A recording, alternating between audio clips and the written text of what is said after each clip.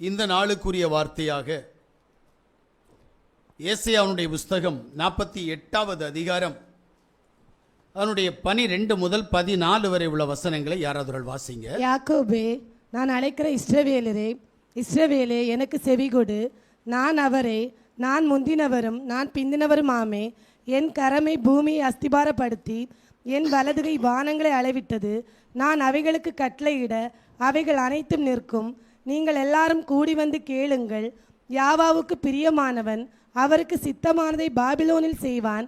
அவன் புயம் கல்தேரின் மேல் இருக்கும் என்பதை இவர்கள் அறிவித்தவன் யார்? வாசிக்கப்பட்ட வேத பகுதியில் சர்வ வல்லமையுள்ள யாவாகிய யாசுவா சபைக்கு ஒரு காரியத்தை நினைப்பூட்ட விரும்புகிறார். யாக்கோபே, நான் அழைத்திருக்கிற இஸ்ரவேலே, எனக்கு செவிகொடு. நான் அவரே, நான் முந்தினவரும் நான் பிந்தினவரும் ஆமேன். இந்த வார்த்தையினுடைய ஊடாய் நீங்கள் புரிந்து கொள்ளும்படியாய் கொடுக்கப்பட்டிருக்கிற காரியம், நான் முந்தினவர், நான் பிந்தினவர். நான் தான் எல்லாம். எனக்கு துணையா ஒரு கடவுள்,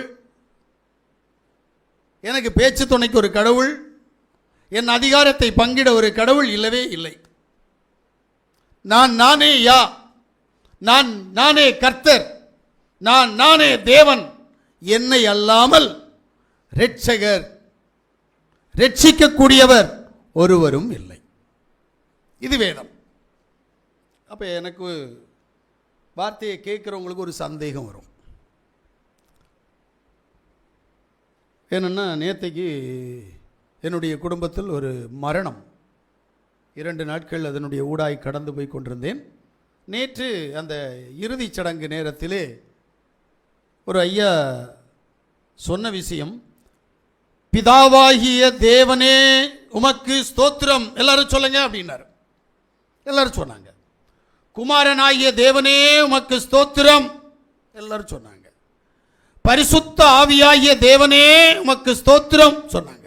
கடைசியில் ஒரு வார்த்தை சொன்னார், ஒன்றான இறைவனாகிய தேவாதி தேவனே உமக்கு ஸ்தோத்திரம், இயேசு கிறிஸ்துவின் நாமத்தில் ஆமென். எனக்கு ஒன்றும் புரியல.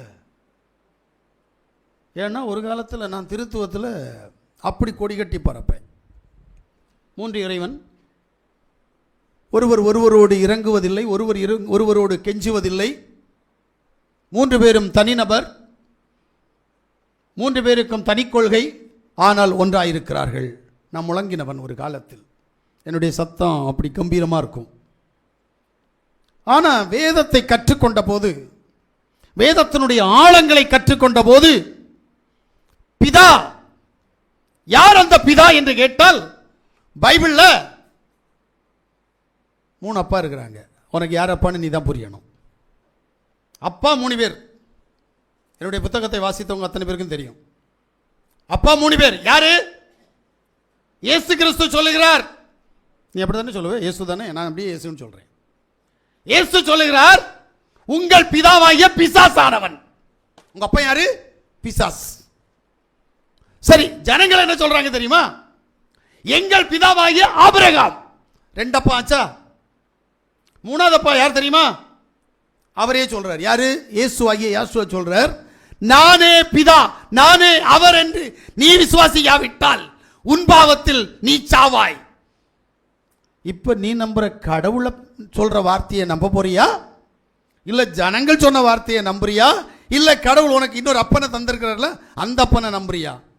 கடவுள் சொன்னது பிசாசு உங்க அப்பா, நீ பிசாசனுடைய குணத்தில் இருக்கிற, அதனால பிசாசு தான் உனக்கு தகப்பன்னாரு. ஜனங்கள் சொன்னாங்க, இல்லை இல்லை இல்லை, நாங்கள் அபிரகாமின் பிள்ளைகள், அபிரகாம் எங்களுக்கு தகப்பன் அப்படின்னாங்க. இல்லை, நீ பிசாசுக்கு பிள்ளை தான் அப்படின்னாங்க. ஆனா அவர் தகப்பனை அடையாளப்படுத்தும் போது, பிதா யார் என்று அடையாளப்படுத்துகிற போது, நானே பிதா, என்னை கண்டவன் பிதாவை கண்டான், நானும் பிதாவும் ஒன்றாய் இருக்கிறோம். நான் எத்தனை பேர் தெரியுமா? நான் ஒரு ஆள் இல்லை, நான் 3 பேர் ஒன்னா இருக்கிறேன் தெரியுமா? ஆவி, ஆத்மா, சரீரமாகிய நான், அது இங்க தெரியும். நான் ஒன்றாயிருக்கிறேன், ஆண் அப்படினால் நான் ஒருவன். வேதம் என்ன சொல்லுகிறது என்று சொன்னால், லூக்காவினுடைய புஸ்தகம் 9வது அதிகாரம் அதனுடைய 26வது வசனத்தை வாசித்தால், என்னை குறித்தும் என் வார்த்தைகளை குறித்தும் எவன் வெட்கப்படுகிறானோ அவனை குறித்து மனுஷகுமாரனும் தம்முடைய மகிமையோடும், நல்ல கேளுங்க, மனுஷகுமாரன் தம்முடைய மகிமையோடும், அப்ப குமாரனுடைய மகிமை பிதாவின் மகிமையோடும் பரிசுத்த தூதர்களின் மகிமையோடும். இரண்டாவது சொல்றார், நான் பிதாவின் மகிமையோடு. அப்ப பிதான்னா யாரு, குமாரன்னா யாரு? மகிமை. அவரே சொல்றாரு. அவருக்கு அப்பனா நீ? நான் தெரியாம கேட்டுட்டு இருக்கிறேன். நீ யாரா? பிசாசு பிடிச்சவனுக்கு பைபிள் என்ன தெரியுமா? தெரியாது. அப்ப நீ ஒரு விளக்கம் கொடுக்க கூடாது. அப்பா சொல்லிட்டாருல்ல, நான் ஆராதிக்கிற தேவன் சொல்லிட்டாரு, அப்ப நான் கேட்டுத்தானே ஆகணும். இன்னைக்கு என்ன செய்யறாங்க அப்படின்னா, அவர் சொன்னதுக்கே இவங்க விளக்கம் கொடுப்பாங்க. அப்ப வேதத்தின்படி 3 தகப்பன்மார் இருக்கிறாங்க. நீ எந்த தகப்பனை கும்பிடுறேன்னு தெரியணும். சரி, பைபிள்ல குமாரன் எத்தனை பேரு? இங்கதான் சிக்கல். எனக்கு தெரிஞ்சு பைபிள்ல பரலோகத்திலிருந்து அசரீர் வாக்கு உரைக்கப்பட்ட 4 குமாரர்கள் இருக்கிறாங்க. நீங்க சொல்லுவீங்களே, இயேசு ஞானஸ்நானம் எடுத்த போது வானம் திறக்கப்பட்டு, இவர் என்னுடைய குமாரன், இவரில் நான் பிரியமாயிருக்கிறேன், இவர் சொல்லுக்கு கீழ்ப்படியுங்கள் என்று சொன்னதாக நீங்க சொல்லுவீங்கல்ல. இது போல இன்னும் 3 பேருக்கு சொல்லியிருக்கு. பைபிள் தெரியாததுனால உனக்கு புரியல. இஸ்ரவேல் என்னுடைய குமாரன், அவன் என்னுடைய சேஷ்ட புத்திரன். யாரு? யாக்கோபு. ஆமென். இப்படி வேதத்தில் 4 குமாரர் இருக்கிறாங்க. சரி, ஆவி யாரு? மனுஷனுடைய ஆவி, தேவனுடைய ஆவி, பிசாசுனுடைய ஆவி, இதுல எந்த ஆவி பரிசுத்த ஆவி? நீ எப்படி கண்டுபிடிப்ப? குழப்பம். தேராபரா சொன்ன உடனே பரிசுத்த ஆவியா? பிசாசு ஆடுறவங்க அந்நிய பாஷை பேசுறாங்க. யோசிக்கிறீங்களா? வேதம் சொல்லுது அந்நிய பாஷை எல்லாரும் பேசலாம், அது பிசாசும் பேசும். ஆனா தேவனோடு பேசுகிறவன் அதன் அர்த்தத்தை சொல்லுவான். அர்த்தம் சொல்லாதவன் பிசாசினால் உண்டானவன். முடிஞ்சு போச்சு. அப்ப தேவன் யார் அறிகிற அறிவு முக்கியம். எபிரேயருடைய புஸ்தகம் 2வது அதிகாரம் 14-15 இன்னவண்ணமாக சொல்லும் பாருங்க. ஆதலால் பிள்ளைகள் ஆமென். மாம்சத்தையும் இரத்தத்தையும் உடையவர்களா இருக்க. நல்ல கேளுங்க. இப்ப தேவன் அண்ட சராசரங்களை சிருஷ்டித்த தேவன், அவருடைய பிள்ளைகள் மாம்சத்தையும் இரத்தத்தையும் உடையவர்களா இருக்கிறபடியினால் அவரும் அவர்களைப் போல மாம்சத்தையும் இரத்தத்தையும் உடையவரானார். ஆமென். மரணத்துக்கு அதிகாரியாகிய பிசாசானவனை தமது மரணத்தினாலே அழிக்கும்படிக்கும், ஆமென், ஜீவகாலமெல்லாம் மரண பயத்தினாலே அடிமைத்தனத்திற்குள்ளானவர்கள் யாவரையும் விடுதலை பண்ணும்படியாகும். அப்படியானார். புரியுதா? இப்போ தேவன் வானத்தையும் பூமியையும் சிருஷ்டித்த தேவன். பைபிள் சொல்லுது, நான் ஒருவரே கர்த்தர், என்னை அல்லாமல் இரட்சகர் இல்லை. ஆமென். சந்தேகமா? ஏசாயா 43:10-11. நானே அவர் என்று நீங்கள் உணர்ந்து, நானே அவர் என்று நீங்கள் உணர்ந்து என்னை அறிந்து விசுவாசிக்கும்படிக்கு நீங்களும் நான் தெரிந்து கொண்ட என் தாசனும் எனக்கு சாட்சிகளாய் இருக்கிறீர்கள் என்று யாவா சொல்லுகிறார். எனக்கு முன் ஏற்பட்ட தேவன். நல்லா கேட்டீங்களா? எனக்கு முன் ஏற்பட்ட தேவன் இல்லை, ஒருவரும் இல்லை. எனக்கு பின் இருப்பதும் இல்லை. எனக்கு பின்னாடி ஒரு கடவுள் இல்லை. நானே யாவா, நானே கர்த்தர், என்னை அல்லாமல் இரட்சகர் இல்லை. அப்புறம் எப்படி நீ அந்நிய வாயினால இல்ல 3 கடவுள்னு சொல்ற? இல்ல அவருடைய பேர் இயேசுதான்னு சொல்ற? சரி, நீ இயேசுன்னு சொன்னா ஆங்கிலேயனும் இயேசுன்னு சொல்லணுமே, லாட்டின்காரனும் இயேசுன்னு சொல்லணும்ல. என்ன ஒரு பேர் என்ன அப்படிதான் சொல்லுவான். நான் எந்த நாட்டுக்கு போனாலும் நான் கலிஸ்தராஜ் தான், என் பேர் மாறாது, உன் பேரும் மாறாது. அப்புறம் எப்படி உன் கடவுளுடைய பேரு? ஆமென். என்னுடைய பக்கத்து சகோதரன், அவன் பல தெய்வங்களை 33 கோடி தேவர்களை ஆராதித்துக் கொண்டிருக்கிறான். அவனுடைய தெய்வத்தினுடைய பெயர் உலகத்தில் 13 நாடுகளில் அந்த மதம் கடந்து போயிருக்கிறதாக செய்தி. அந்த 13 நாடுகளிலும் தமிழ் பெயர் மாறவே இல்லை. அதுபோல இஸ்லாமியர், என் சகோதரனாகிய இஸ்லாமியருடைய மதத்தின் கடவுளுடைய பெயர் உலக நாடுகள் முழுவதும் கடந்து போயிருக்கிறது. அவனுடைய கடவுள் பெயர் மாறவே இல்லை. ஆனால் வேதத்தில் இல்லாத கிறிஸ்தவர்களுடைய கடவுள் பெயர் மட்டும் மொழிக்கு மொழி மாறி நாட்டுக்கு நாடு மாறுகிறதே. காரணம் என்ன? அந்த நாமத்தில் வருகிற ரட்சிப்பை ஜனம் சுதந்திரித்துக் கொள்ளக்கூடாது, பாவ மன்னிப்பை பெற்றுக்கொள்ளக்கூடாது, யாவுடைய ராஜ்யத்திற்குள் கடந்து போக கூடாது என்று சொல்லி பிசாசானவன் கங்கணம் கட்டி மொழிபெயர்ப்பிலே மனிதனுடைய எண்ணங்களை மாற்றி எழுத வைத்திருக்கிறான். இதை புரிஞ்சுக்கிட்டோம்னா நமக்கு புரியும். ஆமா, பைபிளில் கைவேலை இருக்கு, நிறைய வஞ்சக செயல்களை உள்ள பூத்தி வச்சிருக்கிறாங்க. நாம பரிசுத்தாவியினுடைய உதவியுடன் ஊடாய் வாசித்தால் நமக்கு வெளிச்சம் உண்டாகும். சரி, இப்ப தேவன் அண்ட சராசரங்களை சிருஷ்டித்தவர் இந்த பூமிக்கு வருகிறார். இதை ஏத்துக்க முடியாது.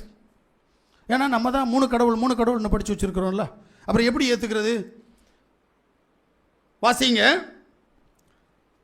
எண்ணாகமத்தினுடைய புஸ்தகம் 12வது அதிகாரம் 8வது வசனத்தை வாசிங்க. நான் அவனுடன் மறைபொருளாக அல்ல, முகமுகமாகவும் பிரத்யட்சமாகவும் பேசுகிறேன். அவன் யாவன் சாயலை காண்கிறேன். இப்படி இருக்க நீங்கள் என் தாசனாகிய மோசேக்கு விரோதமாய் பேச உங்களுக்கு பயம் இல்லாமல் போயிட்டு என்ன என்றார். நல்லா புரிஞ்சுடுங்க. ஆவியான தேவனுக்கு இப்ப ஒரு சாயல் இருக்கிறது. அந்த சாயலை மோசே காண்கிறான். கொலோசியருடைய புஸ்தகம் 1வது அதிகாரம் 15வது வசனத்தை வாசிங்க. அவர் அபரிசனமான தேவனுடைய தற்சொரூபமும். நல்லா கேட்டீங்களா? யாரு இங்க வந்திருக்கிற? நீ சொல்ற இயேசு, நான் சொல்ற யாசுவா. பரலோகத்தின் தேவனுடைய அதரிசமான தற்சொரூபம், சர்வ சிருஷ்டிக்கும் முந்தின பேருமானவர். எங்க இவர்தான் அவருடைய சாயல், அவருடைய முகம், அவருடைய ரூபம். அவர் இந்த உலகத்தில் உன்னை ரட்சிக்க மனிதனாக வந்தார். நீ இன்னொரு கடவுள் வந்தான்னு சொன்னா முடிஞ்சு போச்சு. அப்ப உண்மையிலேயே சிருஷ்டிகர் தேவன் தன்னுடைய மகன் சிலுவையில் அறையப்பட்ட போது அந்த மகன் கூப்பிடுகிற சத்தத்திற்கு செவி கொடுக்காத ஒரு தகப்பனா என்று கேட்பேன். பிதாவே, இந்த பாத்திரம் என்னை விட்டு நீங்க கூடுமானால் நீங்கட்டும், ஆகிலும் என்னுடைய சித்தத்தின்படி அல்ல உம்முடைய தீர்மானத்தின்படி ஆகட்டும் என்று சொன்னாரே. இரத்த வேர்வை வேர்த்தாரே கல்வாரியில. அவ்வளவு பாடு, ஒன்று குறைய 40 அடிகள் சவுக்கால் அடிபட்டு, முள்முடி சூட்டப்பட்டு, 1.5 இன்ச் முள்ளு சூட்டப்பட்டு, சிரசில் ஓட்டை விழுந்து இரத்த வெள்ளம் வெளியில் வந்ததே, ஆணிகள் துளாவப்பட்டதே. தகப்பனுக்கு கவலை இல்லை இல்லை? அப்படி ஒரு தகப்பனா இறைவன்? உனக்கு புத்தி இல்லை. அவர் எழுதின எழுத்தை அவர் மாற்றக்கூடாது என்று சொல்லி அவரே தன்னை ஒப்புக் கொடுத்தவர். இன்னொரு தேவன் இருந்திருந்தால் இரக்கமற்றவனா என்று கேட்பேன். என் பிள்ளைக்கு ஏதாவது ஒரு அடிபட்டால் என் கண் கலங்கும். இந்த உட்கார்ந்துருக்கிறேன் பாருங்க. ஒரு நாள் கீழே விழுந்தாலும் இந்த இடம் கிழிஞ்சிச்சு. இவனுக்கு தையல் போடுறாங்க. நான் மயக்கடிச்சு விழுந்துட்டேன். மாம்ச தகப்பன் எனக்கே இப்படின்னா தேவாதி தேவனுக்கு எப்படி இருக்கும்? அவருக்கு மூத்த பிள்ளையாம். வேறையும் பிள்ளைகள் எல்லாம் நிறைய பேர் இருக்காங்களாம். இவர் மூத்த பிள்ளை. மூத்த பிள்ளைக்கு இப்படி ஆச்சுன்னா தகப்பன் எப்படி இருப்பாரு? ஒரு சொட்டு கண்ணீர் கூட விட மாட்டாரா? யோசிக்கிறீங்களா?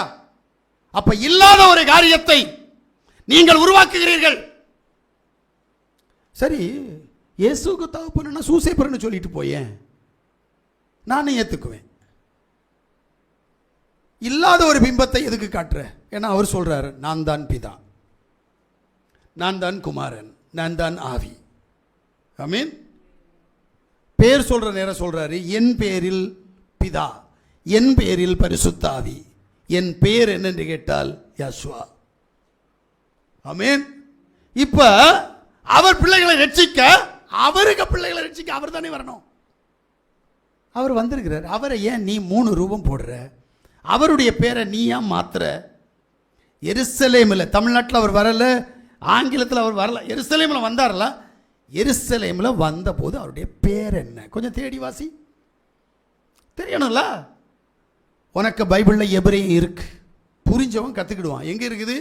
சங்கீதம் 119வது சங்கீதம் ஒவ்வொரு 8 வசனத்திற்கும் ஒரு எபிரேய வார்த்தை இருக்கிறது. இந்த வார்த்தையை படிச்சுட்டா தேவனுடைய பேரை கண்டுபிடிச்சிடலாமே. கண்டுபிடி. அப்ப தேவன் ஒருவர் என்கின்ற அறிவு, அவருக்கு மேற்பட்டவர் கீழ்ப்பட்டவர் என்ற ஒருவரும் இல்லை என்கின்ற அறிவு, முதல்ல அவருக்கு கீழ்ப்படிதல் நமக்கு வேண்டும். ஆமென். இரண்டாவது சொல்றாரு, அந்த 13வது வசனத்தை வாசிங்க. என் கரமே பூமி அஸ்திபாரப்படுத்தி என் வலது கை வானங்களை அளவிட்டது.